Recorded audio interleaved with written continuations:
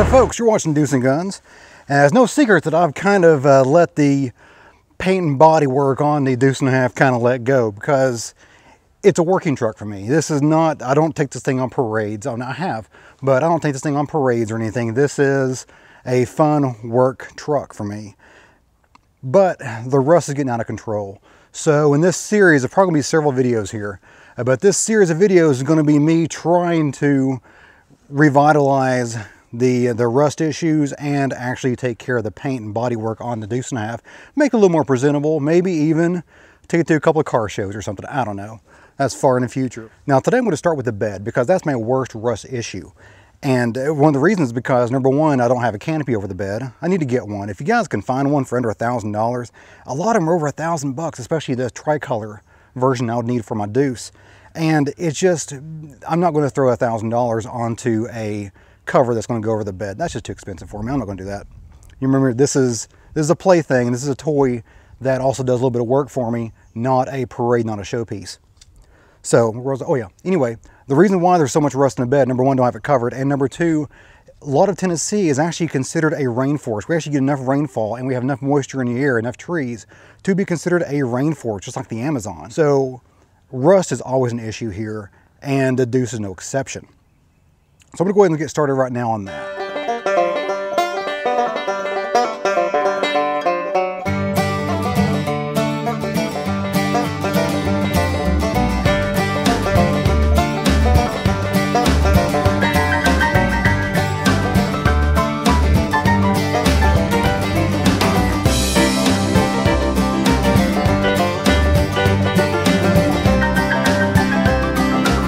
Whew, that has got to be the cleanest this bed. Wait, hold on a second.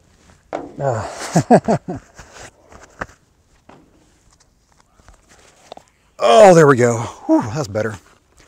As I was saying, that's going to be the cleanest this Deuce and a half bed has ever been. I know it's the cleanest that it's been since I've owned it. And that is the cleanest that it's probably been since the previous owner owned it as well. Now, word of warning, if you start grinding on the paint of any kind of military vehicle, use a respirator. Because, and of course eye protection, all that good stuff too, but a respirator is key, because the military uses what's called CARC paint.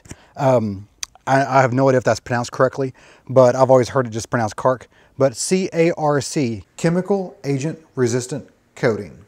I have no idea what's in it, but I'm sure it's way worse than scraping off lead paint. So, respirator. Now, I actually called 3M and told them what I was doing, and they suggested this filter right here. It's a normal, this is a normal mask, normal, you know, like cheap mask, and they suggested the 3M 2091 as the respirator to use while dealing with CARC paint. Now you can see I didn't actually take off all the paint. I didn't grind it all off, because I'm not looking for a factory smooth finish. This is a working truck. It's going to get a working truck paint job. Now, in all honesty, the Deuce and a half didn't get a factory smooth finish from the factory, and later on the military would usually just either paint the trucks with either a brush or roller.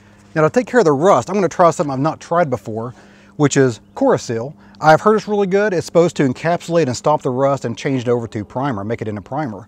So I'm going to go ahead and use that today and see what happens, see if it works well, and then paint over that later with my normal paint. Now, to do that, I've got to cool off the bed. It's pretty warm right now. It's been out in the sun all day. So I'm going to park in the shade, let it cool off, apply the Seal, let it heat up, and let it do its magic.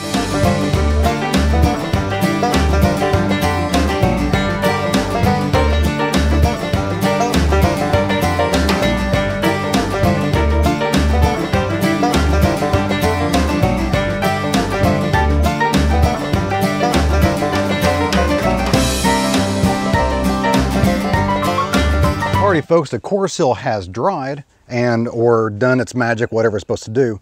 And as you can tell, I missed my spots. I did not do a perfect prep for it. The Seal did, for the most part, did exactly what it was supposed to do. The day after I actually put that down, it has rained for 2 weeks straight. Every day it has rained. And some of the rust has come back because, again, I did not prep the surface correctly, or enough, I guess. And it would require a second coat of Seal and another wait time. I'm not going to do that. Remember, this is not a showroom finish. I don't care. It just needs to be protected and green.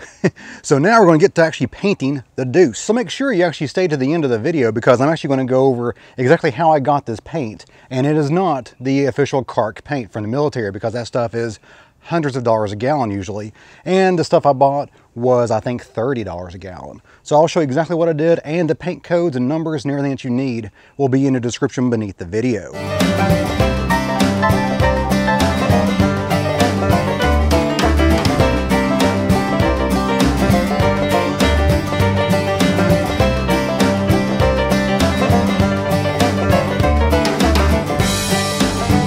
The second coat is actually drying right now in the bed of the Deuce, and I decided to have a little experiment here where I've got this flaking paint on my driver's side mirror. It's been flaking for a couple of months now. Hit branch and it just kind of started from there. So I'm going to go ahead and put this Home Depot paint to the test and see how close it is.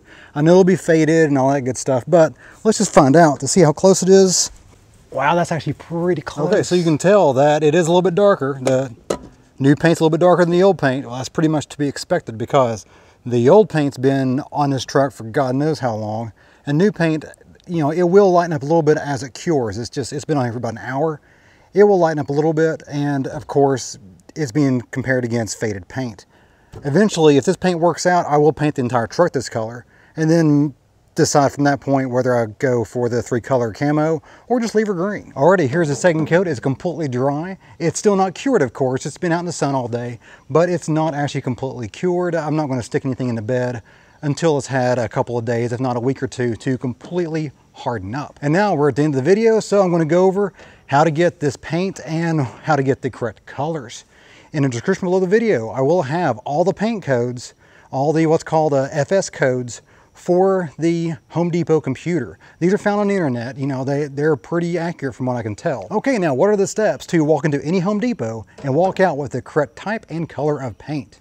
Well, you want to walk up to the paint booth with numbers in hand, hopefully on your phone or whatever, and tell the person working behind the booth that you want to match I've got a color code, and I want to match a specific manufactured paint that's in your computer database. They may tell you you can't do that.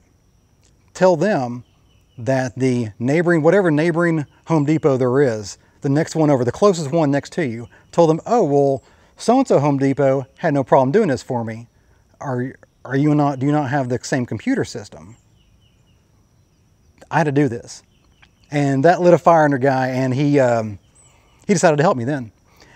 And he went to the computer, and what you want to tell him is to put in for the manufacturer of paint, Federal Standard. They don't know what that is, never heard it before. Just tell them, like, just put it in, Federal Standard paint. And now once they put in Federal Standard as the paint manufacturer, give them the code that you're looking for in the description below the video. So if you're looking for CARC 303, then give them the number that corresponds with that color. If you're looking for the old school OD green paint, give them that number. And that's going to get you what you want to get. Now, this right here, this is going to be a flat exterior Home Depot brand Behr paint, and it, you know, just a higher end stuff, because the higher end stuff does last better. And if you're using your Deuce and a half like you should be using your Deuce and a half, then you're going to want to get that better paint. Now, how much paint do you need? Well, I've been told you can paint an entire Deuce with 2 gallons of paint. I personally used a little over half a gallon of paint, putting 2 coats in the Deuce's bed right here, and I've not touched anything else. I'm not sure. I think 1.5 gallons more will paint the rest of this truck. I think it will. Now, bear in mind that you're not going to be cutting this paint. You're not going to be thinning it out. And now, how to apply the paint? Well, I used a roller, a 1/4 inch matte roller, a real small little sucker, and that got into the areas of the crooks and crannies really well.